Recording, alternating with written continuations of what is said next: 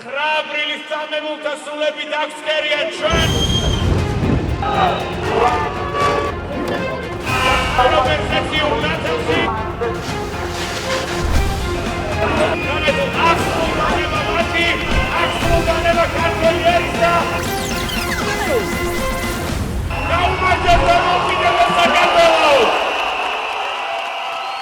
ეს არის YouTube არხი უმრავლესობა. ეს ქართველების ამბავია.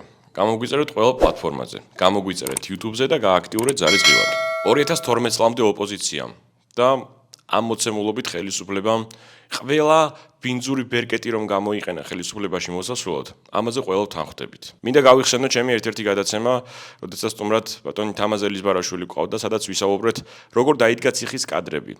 ეს იყო ნაწარმოები და კარგად დადგმული სცენარი, რომლითაც ქართულ ოცნებას ნაციონალური მოძრაობა ხელისუფლებიდან ყველა მეთოდის საშუალებით უნდა მოეშორებინა.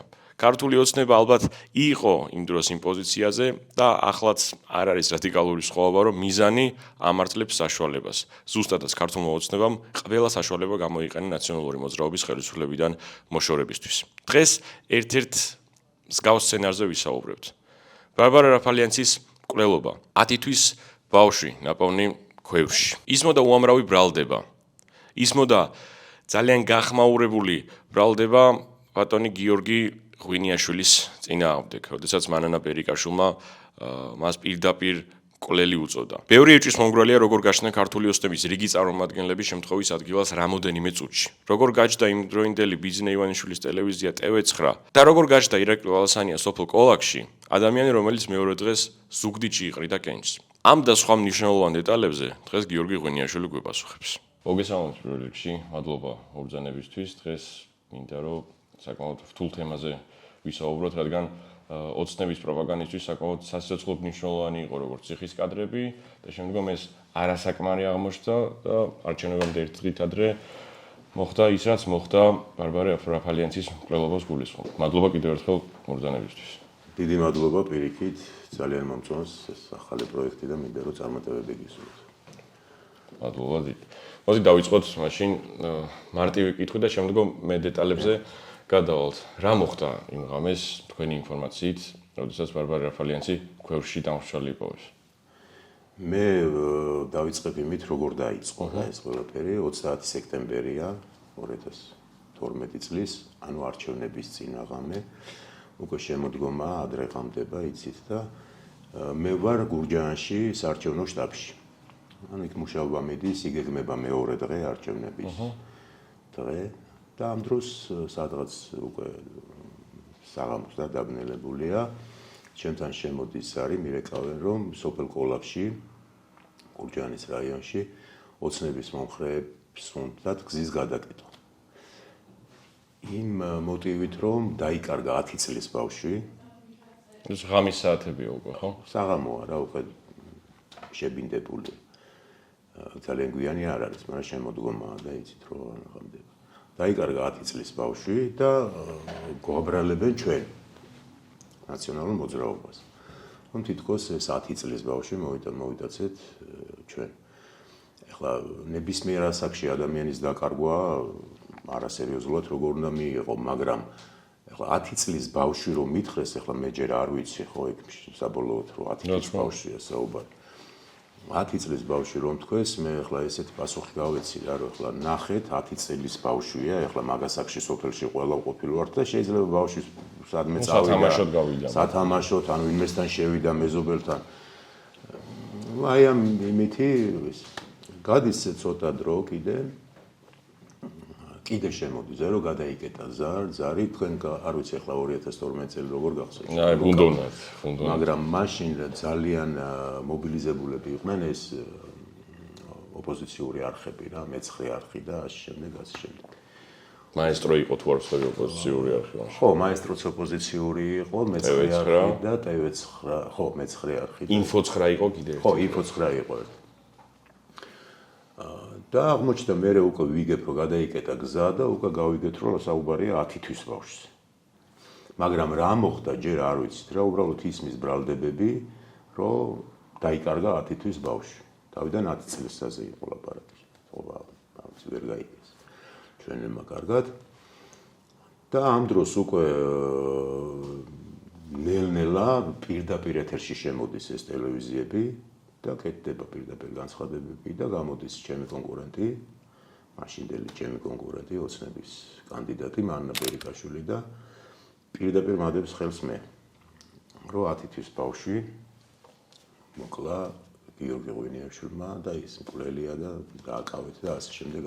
გვახსოვს ეს ცნობილი ინტერვიუ, რომ მოუწოდებდა თეატრალური დასის წარმომადგენლებს ჩაურზანდით. დოი, ჭოლა, მე ველაპარაკები ჩემ თეატრს, ყველა ჩემ მეგობარს, სირცხვილი ხალხნო, ნუ გააправებთ ამ საძაგლებს. 9 თვის ბავშვი მოკლეს, გესმით თქვენ. საქართველო გაიხვიძე, ნუ დადგებით ამ ხეცების გვერდით. დააკავეთ გიორგი ღვინიაშვილი, მკვლელი. კი იცი რომ არაფერ შუაში არ ხარ, მაგრამ შოკია ჩვეულებრივი რა ყველასთვის. ამ დროს შემოდის ზარები თბილისიდან, პარტიიდან, ოჯახიდან, რა ხდება ახლა ყველა შოქშია ჩვენც ახლა არ დაუმალავ და დავიბენით რა ცოტა, იმიტომ რომ ახლა უამრავი რაღაც დაუბრალებიათ მაშინაც, შემდეგაც, მაგრამ ახლა გააჩნია რას გაბრალებენ, ხო? ახლა 10 თვის ბავშვის მოკვლას. მაგრამ ჯერ არ ვიცით რა ხდება რა, ვინ როგორ მოკვდა ეს ბავშვი ან რაღაცა არავინ არ იცის. შემდეგ უკვე ირკვევა რომ ბავშვი წყლით სავსე ქვევრში დაიხრჩა. სხვათა შორის სამწყობოში რომ გადაიყვანეს, ჯერ კიდე ახალი მოხდარი იყო რა, ანუ ის იმავწუთიერი ისე. აი ესე დაიწყო ეს ამბავი. მე ახლა ამ საქმესთან დაკავშირებით არაერთი განცხადება მაქვს გაკეთებული პარლამენტშიც ისეც, იმიტომ რომ ძალიან მნიშვნელოვანია ჩემთვის რა ეს ალბათ. სანამ ამ ქვეყანაზე ვიქნები, ყოველთვის ისე ვერ მოვისვენებ, რომ ამ საქმეს სიმართლე თუ რა მოხდა არ მოეფინოს სიმართლე რა. მაგრამ არასდროს არ საუბრობდი, ახლა ეს ზოგადად პოლიტიკური ფონისთვის რა იყო გასაგებია, მაგრამ პირადად მე რა მომადგა ჩემ ოჯახს რა მომადგა ხო მე მაშინ არასრულწლოვანი მშვილი მყავდა ერთი უფროსი იყო მათთან შემოდიოდა SMS-ები ასე ვთქვათ როგორია მკვლელი მამის შვილობა იქ ხანში შესული დედა ძალიან მძიმე იყო ეს ყველაფერი რა მაგრამ საბოლოო ჯამში მოდი ჩემ ამბავს რო თავი დავანებოთ ამან იმოქმედა ზოგადად პოლიტიკაზე რა განსაკუთრებით იმ ფონზე, როდესაც ეგრეთ წოდებული ცოცხების კადრები უკვე იყო. ეხლა იმ სოფელში, სადაც ეს მოხდა კოლაფში. მეორე დღეს არჩევნები იყო და ის ხალხი მე მიცნობდა. და ერთი სოფელი იყო, სადაც ძალიან ბევრი ხმა ავიღე. მიუხედავად ამბის ძალიან ბევრი ხმა ავიღე, მაგრამ სადღაც თბილისში, მეტად იმოქმედა, ხო? ზუგდიდში ან სადღაც ამან იმუშავა. ეხლა ხო ვამბობთ რომ ესეთი რამეა და ამბობენ რომ ესეთი რამეა რომ ვინ დაიჯერებს თქვენ წარმოიდგინეთ ძალიან ბევრმა დაიჯერა მე ეს ხდებოდა რა ბევრი ოცნების ნაწარმოებია რომელიც მარტივად ზოგმა დაიჯერა ზოგს უნდოდა რომ დაეჯერებინა აწყობდა ზოგს აწყობდა რომ დაეჯერებინა და ნუ აი ესე იყო ძალიან ეჭვის მომგვრელია როცა ესეთი ამბავი ხდება და შეიძლება ხო იქ ადგილობრივი ოცნების წარმომადგენლები ბევრი იქნებოდნენ მაშინ ხო ხო პოზიციის წარმომადგენლები მით უმეტეს ახლა ბერიკაშვილი რო იქ იყო ეს ბუნებრივია ხო კენჭისყრიდა მოკლედ და იქ უნდა ყოფილიყო მაგრამ იქ ხდება ალასანია რომელიც მეორე დღეს ზუგდიდში იყრიდა კენჭს იქ ხდება უეცრად ხდება ეს ტელევიზიები რა ვიცი იქ თუ რამე აქტივობა არ იგეგმებოდა თუ მით უმეტეს სოფელ კოლაქში ხო თუ რამე რაღაც ამბავი არ იყო ესე უცებ იქ როგორ გაჩნდნენ მაშინ ან ესე ხელაღებით ხელის დადება ადამიანზე, რა ვიცი, ეს ცოტა პოლიტიკურად ანგაჟირებულ ამბავს თავი დამეგავდა. მაინტერესებს რა განწყობები იყო მაშინ თქვენ უშუალოდ კახეთში იმყოფებოდით იქ შტაბში? მე გეტყვით იმას, რომ ჯერ დავიწყებ მანნა ბერიკაშვილისგან. მანნა ბერიკაშვილმა დაახლოებით 3 კვირით ადრე თავის იქ მხარდამჭერებს უთხრათ, რომ ჩვენ წავედით თბილისში. ეხლა ცუდად არ გამომივიდეს, მაგრამ მანნა ბერიკაშვილის გურჯაანში ჩემთან შანსი არ ქონდა რა. ამას თვითონაც ამბობდა. საერთოდ არაფერი აქტივობა არ ხდებოდა. არც მოსახლეობას ხდებოდნენ არაფერი. აი დაიხურეს ხუდი და წავიდნენ სადღაც 2-3 კვირით ადრე არჩევნებმა. აი აქ ხდება მობილიზება ზუსტად იმ საღამოს რა. მანანა ბერიკაშვილიც იქ არის, რაც ახსენე ლუკა ალასანიასთან დაკავშირებით. ახლა წარმოიდგინეთ, რომ იმ ღამეს მე გურჯაანის მაჟორიტარობის კანდიდატი აღმოჩენილი ყავი ზუგდიდში. ესე იყო პირიქით. მე ასევე ახლა მე ზუსტად ვერ დავადასტურებ ამას, მაგრამ მსმენია ვიღაცეებისგან, რომ იქ სპეცსამსახურის თანამშრომლების ყოფილი, აი ადრინდელი კგბ რო ერქვა რუსულ სპეცსამსახურს რა, ისეთი ხალხიც გამოჩნდა იმ საღამოს. კიდევ რა არის, ცით მე ეს არ გამომრჩეს, აი როდესაც კადრებს აჩვენებენ, როცა ბავშვს პოულობენ რა ქვევში. გარი ერთი პიროვნება, სოსო ბერიკაშვილი, თუ არ ვცდები, გარდაიცვალა. წარმოიდგინეთ ახლა ადამიანის ყოდა მოხუცებული კაცი ხან შესული, ხანში ნუ შუა ხანს გადაცილებული ესე ძალიან. როდესაც ბავშვს აღმოაჩენენ, ახლა ადამიანური ინსტინქტია, ხო, ახლა წყლით სავსე იქნება თუ ღვინით სავსე ქვევში, ნებისმიერი ცოცხალი არსება, რომ დაინახო, ინსტინქტია, ხო, რომ ხელი უნდა შეაშველო, რომ გადაარჩინო. და ანუ რომ შედიან ეს ტელევიზიები და გადახდილი ისე ელოდება. სანამ არ აიღებს. რომ აიღოს კადრები, ახლა მე მგონი ამისთვის არ უნდა გეცალოს, ხო? ახლა რომ კადრი აიღოს, ბავშვი ახლა მოკიდე ხელხოგეონელი საავადმყოფოში. რომ მიიყვანეს ბავშვი, აი ახალი გარდაცვლილი იყო რა. და ესეც ძალიან დიდი ეჭვსაჩინს. ჩვენ რა უნდა გვექნა ახლა კიდევ მეორედ არ დავმალავ, ცოტა დაბნეულობა იყო რა, იმიტომ რომ ახლა საშინელი ბრალდება ჩემთან შემოდიოდა ზარები, რა მოხდა, როგორ მოხდა, მაშინვე რამოდენიმე წუთში პრეზიდენტმა დამირეკა. გაგიშებული იყო ეს. ადგილზე ვერ მიხვედით, რა თქმა უნდა, ხო, იქ შეუძლებელი იყო ალბათ. თქვენი გამოჩენა. არა, ხო გეუბნებით, არ ვიცი ახლა ადგილზე რომ მისულიყავ იმ გზის გადაკეტვის დროს. მე არ ვიცი რა იქნებოდა, მე მგონი მაგის პრობლემაც არ იყო ჩემთვის ყოველ შემთხვევაში. წარმომიდგენია, მაგრამ ჩვენ როგორ გადავიტანეთ ყურადღება, რომ აი დაიწყოს გამოძიება, რა მოხდა, რომ პოლიციამ გაარკვიოს, როგორ და ჩაერთო პოლიციაც რა, იმუშავეს გარკვეულწილად, მაგრამ სამწუხაროდ მეორე დღეს ჩვენ დავმარცხდით არჩევნებში, მე კი გავიმარჯვე, გურჯაანში მოვიგეთ არჩევნები, მაგრამ დავმარცხდით და ნუ მე ნუ ცოტა ხანი ისედაც მოხდა. უფლებამოსილება ცოტა ხანი ძველი ხელისუფლების წარმომადგენლებს კი იყო ლუკა, მაგრამ ამ დროს ხო იცი როგორ ხდება. რა თქმა უნდა, გადაბარების პროცესი ახლა ყველაზე ვერ ვეთქვი, მაგრამ იქიდან ადამიანების უმეტესობამ დაიწყო მომავალზე ფიქრი, გადმოხტომა, ასე რომ მე უკვე მთლიანად მოექცა ახალი ხელისუფლების ხელში ეს გამოძიება. მე მაინტერესებს რამე თუ იცით ამ გამოძიების დეტალებს, ან როგორ მიმდინარეობდა, ნუ ახლა თქვენ უშუალოდ გადანაშაულებდნენ, ალბათ როგორც მოწმე დაბარებულიც იყავით, ხო, იქ ჩვენებიც მიცემა. არა, სხვათა შორის მე არ ყოფილვარ დაბარებული ამ გამოძიების პარალელში. დეტალები ახლა შიგნით საქმეში ახლა რა გამოიძიეს, რა უდევთ მე ნამდვილად არ ვიცი. ნუ რაღაცები იქნებ გამოვიდა, ხო. არ ვიცი ნამდვილად არ ვიცი, მაგრამ ფაქტია ერთი რამ თქვენ თუ გახსოვთ ამ ამბიდან რამოდენიმე წელში ადვოკატი, ამ ოჯახის ადვოკატი, დაზარალებულების ასე ვთქვათ ოჯახის ადვოკატი, ქალბატონი გვარი არ მახსოვს. და მე პირდაპირ აშკარად გამოვხრო, ეს არის ქართული ოცნების გაკეთებული. ეს არის მანანა ბერიკაშვილის გაკეთებული, რომელმაც გამოიყენა მართლა ოჯახის წევრი. საქმე გამოძიება წავიდა არასწორი მიმართულებით, ამას მე ვაღიარებ, მე თვითონ ვიყავი იმ საქმეში ქართულ ოცნებიდან წასული ადვოკატად, ჩემთან ერთად იყო ვარლამ ხათრიძე. რომელიც დღეს არის საქართველოს გენერალური ინსპექციის მმართველობის უფროსი. რაფალიანცემ უნდა დამერწმუნებინა იმაში, რომ მე მათი ადვოკატი ვიქნებოდი და არც ნაბიჯს არ გადადგამდნენ ჩემს გარეშე, არც არავის არაფერს არ ეტყობდნენ. იმიტომ რომ მათი საუბრიდან, მათი ჩანაწერებიდან, რომელიც იშიფრებოდა უკვე და სანამ მე იქიდან ჩამოდიოდი, რომ მთავარი გენერალური ინსპექცია ამას უკვე შიფრავდა ყველაფერს და საგამოძიებო ორგანოები, მე რომ გზაში მოვდიოდი, ეს დისკები იხვეოდა და ყველაფერი გადაშინჩული იყო და ყველა მივიდა იმაზე, რომ მე მართალი ვიყავი. ვარლამ ხათრიძე და ზვიადი ჯაყარაშვილი დარწმუნებული იყვნენ იმაში, რომ მე მათი მეგობარი ვარ და მე შევაჩერებდი რაფალიანცემ და ამიტომაც აი ეს იყო ზუსტად დაგეგმილი, რომ მე უნდა ჩავსულიყავი იქ. ისიც იცოდნენ, რომ მე მათი ხათრით და მათი მეგობრობით არ ამოვიღებდი ხმას. დღის მდგომარეობით პიროვნებები, რომელიც მე დავასახელე, ჩემთან ერთად ყოველად დარწმუნებულია იმაში, პლატფორმის არის გაკეთებული ქართული ოცნების. თითქმის საათიანი გადაცემა ქონდა, როგორ ჩადიოდა იქ და როგორ და მითითება როგორ იყო, რომ ეს საქმე არ უნდა გახსნით. ოჯახის წევრებს არავისთვის ჩვენება არ უნდა მიეცათ, არავისთვის ინტერვიუ არ უნდა მიეცათ. რომ იქნება არ შემოbrunებულიყო პირიქით, ხო? ხო, არა, იცით რა არის, აქ რჩება ახლა ეს თავისთავად ათითვის ბავშვი ქვევრში თვითონ ვერ ჩავიდოდა, ხო? რა თქმა უნდა.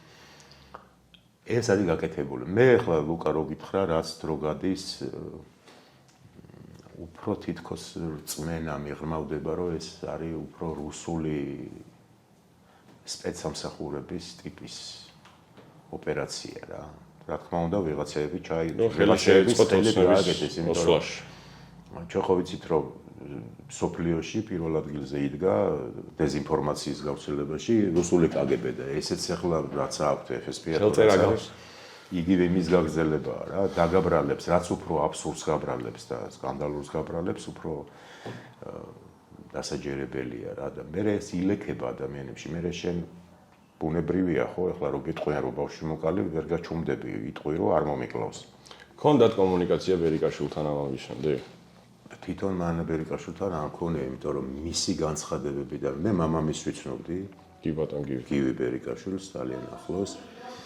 მაგრამ მამამის მერე ის ყოველთვის აი ერთხელ ქუჩაში შემხვდა და ეცადა რომ არ შემხვედროდა, არ ვიცი, ცხენოდა თუ როგორ იყო, არ ვიცი, მაგრამ მანნა ბერიკაშვილთან შეხვედრას აზრი არ ქონდა. იმიტომ რომ არასდროს ამ ადამიანისთვის არც სინანული შეგვიტყვია, დღესაც იგივეს იმეორებს მე მგონი რა და რა აზრი ქონდა მასთან შეხვედრას. ესეთი ინფორმაცია იყო, როცა რისერჩს ვაკეთებდი მე გადაცემის, რომ რამოდენიმე წლის შემდეგ როდესაც ამ გამოძიების დეტალებზე რიგი ადამიანები დაინტერესებულები იყვნენ და ამ გამოძიება საერთოდ რატო არ მიმდინარეობდა და რატო გაჩერდა და მანანა ბერიკაშვილმა ესეთი რეპლიკა ისროლა, რომ ამით უკვე დაინტერესებულები აღარ ვართ. თითქოს ეს პროპაგანდის ნაწარმოები იყო რამოდენიმე წლისთვის გაკეთებული და შემდგომ აღარც ოჯახი აინტერესებდა არავის, აღარც ის ბავშვი და მოკლედ არანაირი ადამიანური ცნობა აღარ. ხო, ფაქტია რომ გაიწირა და ძალიან სამწუხარო ამბავი მოხდა, ხო, ეს ახლა ყველა ნორმალური ადამიანი ხვდება ალბათ რა მოხდა, ხო, 10 თვის ანგელოზივით ბავშვი შეეწირა ამ ამბავს, ხო. მე ახლა არ დავემგვანები არც ბერიკაშვილს და არც სხვას, ვინც პირდაპირ ხელი დაგოდა, მე ნამდვილად არ ვიცი, როგორ მოხდა ზუსტად ეს ამბავი, მაგრამ ის ვიცი, რომ ეს პოლიტიკური მიზნებისთვის იყო გამოყენებული და ამან იმუშავა სხვათაშორის. შემდგომ როგორ ვითარდება მდგომარეობა სოფელ კოლაქში, იქ ვიცი, რომ შემდგომ ბევრი ოცნების უკვე მომხრე და ხარდაჭერი ჩამოვიდა, დოლიძე იყო ერთ-ერთი თუ არ ვცდები და მოკლედ ეს ამბავიც უფრო დაიხვიეს თითზე. ხო, არა, ეხლა იქ ჩამოდიოდა ხალხი, მიდიოდა ინტერვიუები პირდაპირ ეთერში და პირდაპირ ბრალდებები იყო რა ამაზე რა. თქვენ საუბრეთ, რომ ეს რთული ამბავი იყო თქვენთვის და თქვენი ოჯახისთვის, მაგრამ როგორ გადაიტანა ეს ამბავი ოჯახმა? ან საერთოდ დღემდე ახლა ვიცი.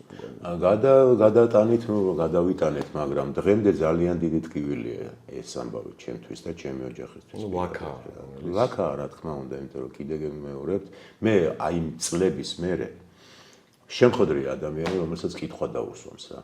დღემდე საინტერესოა. დღემდე საინტერესოა, ოღონდ აი არ ვიცი, ერთ-ერთ სუფრაზე მოხვდი რა და ორი ქალბატონიზის ძალიან ისეთი ინტელექტიც აქვს ყველაფერიც რა და რაღაც დროის მერე რო ნახეს რომ ახლა სუფრაა ხო რო ნახეს რომ ადამიანი ვარ და რა ვიცი არავის არ ვჭამ რაღაც მომენტი მიპოვა ერთ-ერთმა და კითხვა დამისვა რომ ბატონო გიორგიო თქვენ არ მოგიკლავთო ის ბავშვი რა აი წარმოიდგინე ანუ ამან იმუშავა აუცილებლად იმუშავა ნუ მეტად არ არის ხო იქ ლოკალურად საუბარი აქ ეს მთელ ქვეყანაში შოკი იყო. შოკი იყო ჩვენთვის და ჩემი გუნდისთვის და კიდე აი ეს ეგრეთ წოდებული ცოცხების ის და ესეც დაემატა. ამიტომ ვამბობ, რომ აი უფრო გავს რუსული სპეცსამსახურის ხელს. თუმცა რა თქმა უნდა, აქაურების ხელშეწყობა ისა ხელით. ხედავთ თუ არა რაღაც გარკვეულწილად თქვენ შეცდომასაც იმ დროინდელი ხელისუფლების რომ კონკრეტულ საკითხებზე რაღაც შესაბამის პასუხები არ გაიცით. უბრალოდ აი მაგალითად მოვიყვან ოცნებას, როდესაც ეუბნებიან, რომ აი პირველად ხალხი მოწამლე. მიტინგებზე, რაღაც ნიფტირება გამოიყენე, ხო? ისეთი პასუხები აქვს, რომელიც მის ამომრჩეველზე კარგად მუშაობს და აჯერებს მოკლედ. და მოკლედ რო ვთქვათ, კადრულობს ოცნება რაღაცას. რა იყო განსხვავებული ნაციონალურ მოძრაობაში და მოდი ჭყალებში ამას ვიტყვი, საწყენად არ ვიძახი, მაგრამ რატომ არ კადრულობდა პირობითად ისეთ პასუხს, რასაც ოცნება კადრულობს და მით უმეტეს მაშინ თქვენ შემთხვევაში სიმართლე აქეთ მხარეს იყო, თქვენ მხარეს იყო. ამ შემთხვევაში ბევრი ტყუილია, რომელსაც საკუთარ ამომრჩეველს აჯერებს ოცნება, მაგრამ ეს თქვენ ფაქტია ვერ შეძელით. ხო, ჯერ ერთი ბუნებით უნდა იყო ადამიანი ესეთი, რომ ესეთი სიბინძურა იკადრო. მეორეც ერთი ჩვენი ხელისუფლება რაც არ უნდა შეცდომები ქონოდა, მაინც სხვა იდეით იყო მოსული რა. ჩვენ ხო არ ვიყავით ხელისუფლებაში იმის გამო, რომ რაღაცა მოგვეხვეჭა არამე, ხო? ანრევანშისტული ძალა ყოფილა. ჩვენ ვფიქრობდით ქვეყნის მომავალზე, ჩვენ 24 საათი ამაზე ვმუშაობდით, ძალიან ბევრი უძილო ღამე ეს ყველა მიცის. მე ამას ვინმეს კი არ ვამადლი, მაგრამ ესე იყო. ხო, ამავე დროს, არ ვიცი ახლა ეს შეცდომა თუ რაც არის, მაგრამ პირადად მე მაინც იმდენად აბსურდულად მეჩვენა რა. ეს ამბავი, რომ ფიქრობდი, რომ ამას არავინ არ დაიჯერებს. ეს იყო ყველაზე დიდი შეცდომა მგონი მაგას. ხო, ალბათ შეცდომა იყო რა. ალბათ შეცდომა იყო. აქ იყო საუბარი, რომ ბარბარე რაფალიანცის დეიდა იყო ქართული ოცნების კოორდინატორი, რაც თითქოს სარწმუნო არგუმენტად ჩანდა მაშინ, რომ რახან ოცნების კოორდინატორია, აი ესეთი პასუხი გაცეს იმ ადამიანს, რომელიც იბრძვის იმდროინდელი როგორც აფასებდნენ რეჟიმის წინააღმდეგ, ხო? და ეს ლოგიკური ჯაჭვი, რამდენად ის იყო თქვენთვისაც ეჭვის მომგვრელი რაღაც ოცნების კოორდინატორზე თავდასხმა იყო მოკლედ და ამიტომ რაღაც რევანში აიღო ვიღაცა, რაღაცა აძალა. მე ხო გეუბნებით, მე უბრალოდ პირდაპირ არ შემიძლია ვინმეს ხელი დავადო, იმიტომ რომ არ ვიცი და მაგას. ნუ ვარაუდები ხო არსებობს. ეჭვები და ვარაუდები როგორ არ არის. ეჭვები და ვარაუდები არის, სხვათა შორის მე ამ გამოძიებაში რაღაც მტკიცებულებები ძველი პოლიციიდან მე მგონი ამოიღეს თუ რაღაცა რაღაც დაუშვათ მოსმენები არ იყო კანონიერი ესე არქმევდნენ, თორე იქ რაღაც ლაპარაკები გადიოდა, რომ ზუსტად ეგ ოჯახი საუბრობდა რა. მე დედას არ გულისხმობდი და პიძა რომ ჩვენ აქ აღარ დაგვედგომება, ალბათ ჩვენ აქ ვეღარ ვიცხოვრებთ. ახლა ესეც საუბრები რატო უნდა გადიოდეს, ხო? თორე ეჭვები როგორ არ არის, ახლა ეჭვი შეიძლება რომ ყველაფერზე კონდეს. მეორეც ის არის, რომ მე ახლა კიდევ ვიმეორებ ძალიან ტკივნეული თემაა, მაგრამ საოცარია, რომ იმ ღამეს ესეთი რამ ხდება, მეორე დღეს თენდება, რომ ასაღაზე საარჩევნო ყუთები იხსნება და დარაზმულები, დეიდა, ბიძა და ეს ოჯახის წევრები მიდიან მკაცრად არჩევნებზე. 10 თვის ბავშვს კარგავ ახლა, მოდი ვთქვათ რა არჩევნები, ის არჩევნები. ხო, აი ამიტომ არის ეჭვები, მაგრამ სამწუხაროდ არ არის ეს საქმე გახსნილი და შეიძლება გახსნილია, მე არ ვიცი. ის იმდენად ჯეროდათ, რომ ნაციონალური მოძრაობის ხელი იყო ამაში, რომ ალბათ არჩევნები მათთვის მექანიზმი იყო, რითაც ამაზე შურს იძიებდნენ.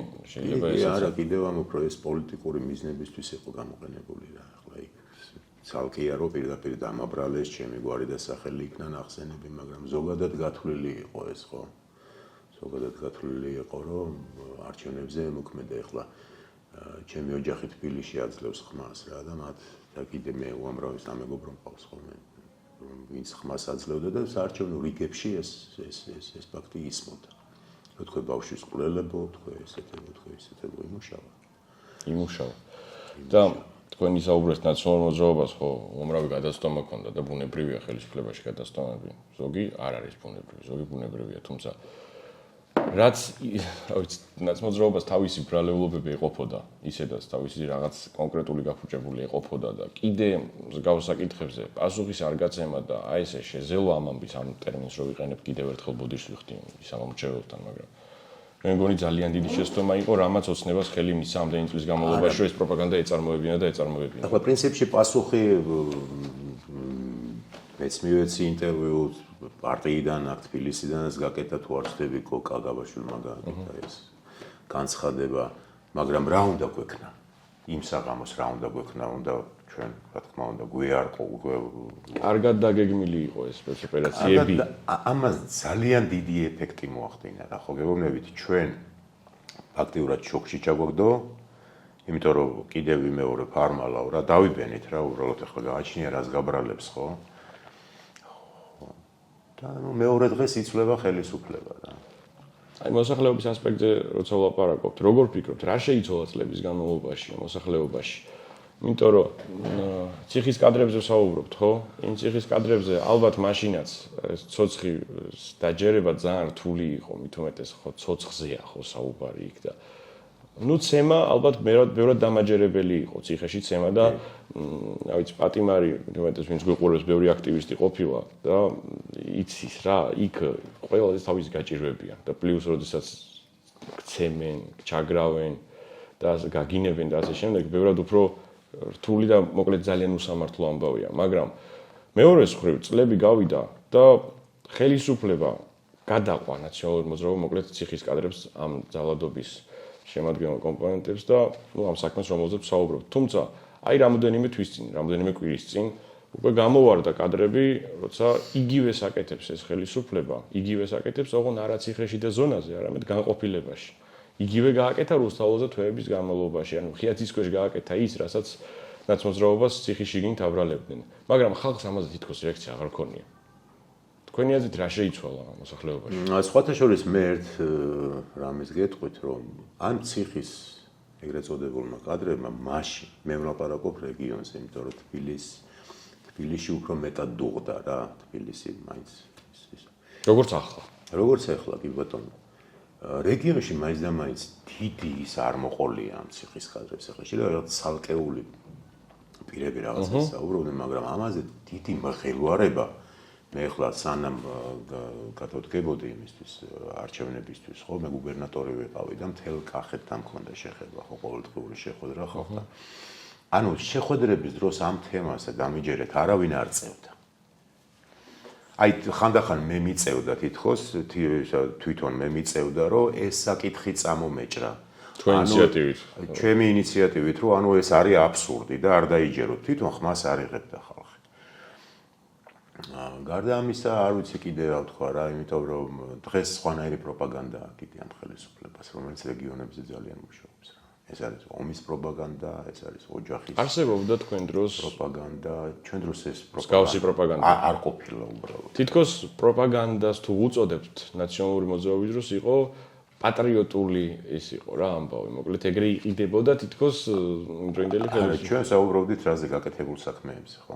ой კლიპები იყო, მოკლედ კლიპების პროპაგანდა უფრო იყო მაშინ რას ვაკეთებდით და რა გვინდოდა რომ გაგვეკეთებინა და რას მიიღებდა ამით ქვეყანა, ხო?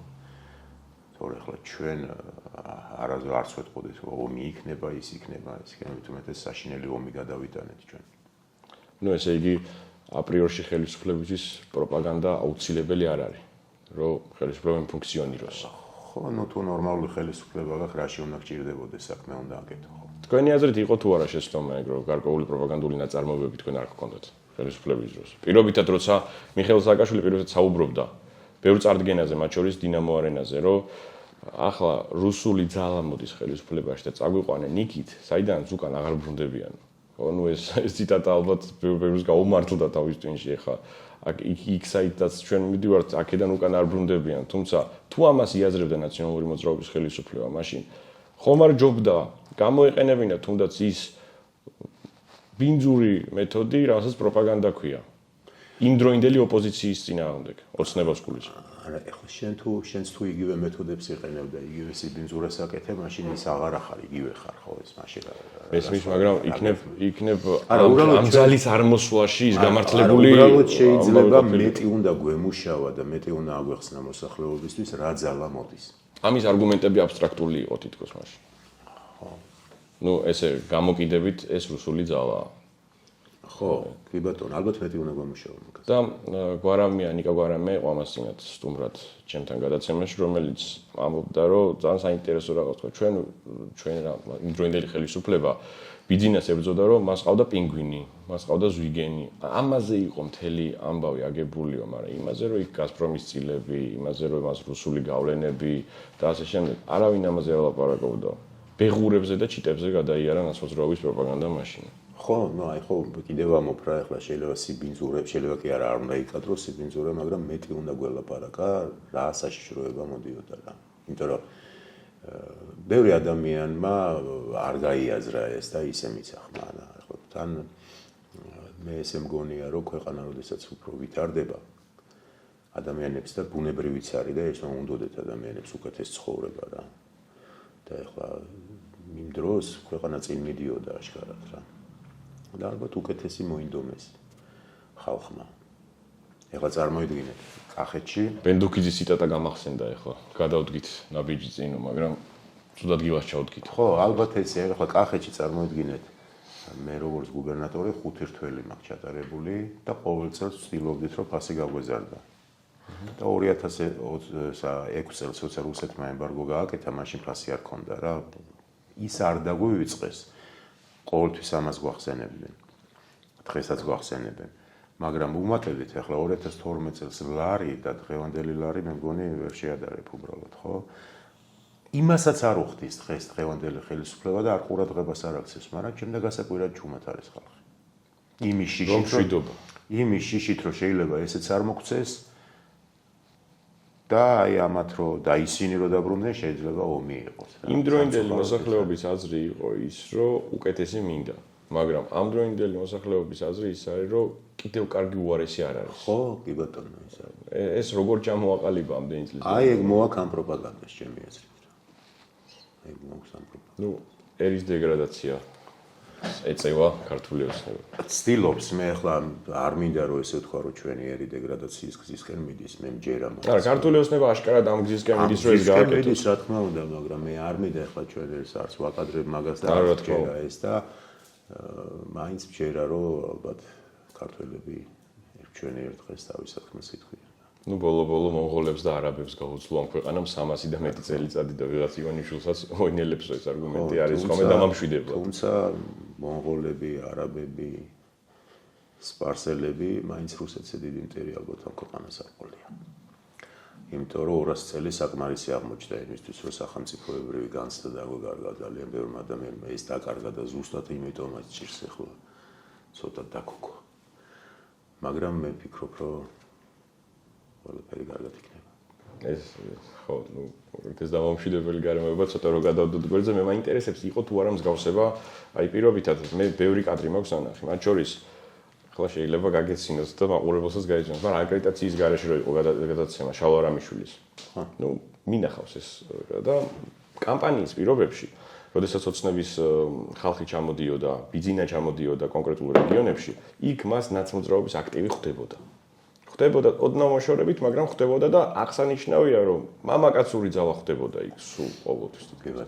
მაგრამ გავიდა წლები და ეს მსგავსება მე ვნახე, როდესაც პირობითად ნებისმიერი ოპოზიციური წარმომადგენელი ნუ არ გულისხმობ მე რიგ ოპოზიციებს, აი პირნაცმოძრაობა როდესაც ჩადიოდა, იქ ხდებოდა თქვები ოცნების მომხრეებისგან და ასე შემდეგ. ეს ხელწერა თითქოს საარჩევნო კამპანიის მიმდინარეობისას ერთი და იგივე იყო.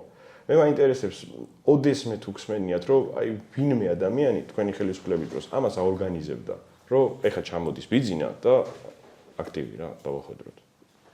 მე არ მეყვარს ყუილების თქმა, სიმართლე მინდა, იყო ესეთი შემთხვევები, რომ იცი, იმიტომ რომ ესეთი რაღაცები სპონტანურად არ ხდება რა. რა თქმა უნდა, ხო, არ ხდება ახლა რა, აი თავის ახლა ვიღაც შეიძლება რაღაც შეხვედრის დროს შემთხვევით რაღაც ერთეული გაუვარდეს ადამიანი ვინმე გამომსვლელს რა, არ მოწონს და იმიტომ, მაგრამ ესეთი მასობრივი ესე შემთხვევით არ ხდება ეს მაისურებით. ხო, ეს იყო შეცდომა ჩვენიც და ეს არის შეცდომა ამათიც რა, იმ ქვებში და იმაში მეც გამივლი ახლა 2012 წელს პარლამენტში რო შევდიოდით და მანამდე კიდე თუ მერე იყო თებერვალში ბიბლიოთეკასთან. იქ საშინელება ხდებოდა რა, ადამიანები მზად იყვნენ რომ ჩვენ უბრალოდ ფიზიკურად დავეხოცეთ რა. ასეთი ორგანიზებული ეს იყო. ხდებოდა ჩვენ დროს. დიდი ზიზღი იყო. ხო, ზუსტად იმიტომაც არის რომ ამ რაღაცებზე უარი უნდა ვთქვათ და სხვანაირი ქვეყანა უნდა ავაშენოთ რა, თორე სულ ესე ვიქნები. ნუ ამ წელზე სიარული ალბათ დავასრულოთ. უგონთ, როდესაც ხელისუფლება შეიცვლება, ეგ მეთოდები აღარ უნდა იყოს. ეგ უნდა მოხდეს და უნდა იცოდეს ყველა მომდევნო ხელისუფლებამ, რომ ეს აღარ უნდა გააკეთოს. რომ ხალხმა გაიაზროს, რომ მომდევნო ხელისუფლება არ არის რევანშისტვის, არამედ მოდის საქმისთვის და იმ საქმეების გამოსასწორებლად, რომლებიც ამდენი წლის განმავლობაში გაგვჭირდა. კი ბატონო. მე მგონი ეს არის ერთადერთი გამარჯვების ფორმულა. მადლობა მომზადებისთვის. თუკა მე ერთხელ ბოდიშს ხიხდი, მე ერთხელ კიდე მინდა დიდი მადლობა იმისთვის, რომ მომიწვიეთ თემასთან დაკავშირებით, იმიტომ რომ ეს ჩემთვის არის ძალიან მნიშვნელოვანი. და ალბათ სანამ ამ ქვეყანაზე ვიქნები, არ დავანებებ თავს, სანამ სიმართლეს არ გავიგებ. რომ რის საშუალება მექნება, განცხადების საშუალება მექნება თუ არ ვიცი. მე ვფიქრობ, ხელისუფლება რომ შეიძლება ყველაფერს ნათელი მოეფინება და ეს 10 თვის ბავშვის ტრაგედია ყველა მინდა, ჩვენმა მოსახლეობამ მინდა იცოდეს, რომ არავინ არ უნდა გამოიყენოს პოლიტიკური. იმიტომ რომ ამას არავითარი დივიდენდი არ მოაქვს რა საბოლოო არც ერთმა ძალამ არ უნდა გამოიყენოს. არც ერთმა ძალამ ეს არ უნდა გამოიყენოს. მაგრამ სიმართლე მნიშვნელოვანია. კი, ამ ქვეყანას წაერთვა ერთი ანგელოზის სიცოცხლე, რის გამო, რომ პოლიტიკური დივიდენდი მიეღო ვიღაცას. ეს არის ძალიან არ ღირს, რომ არ ღირს. არ ღირს კი არა, არ შეიძლება უბრალოდ ეს უნდა იცოდეს ყველა. დიდი მადლობა. მადლობა ბრძანებისთვის.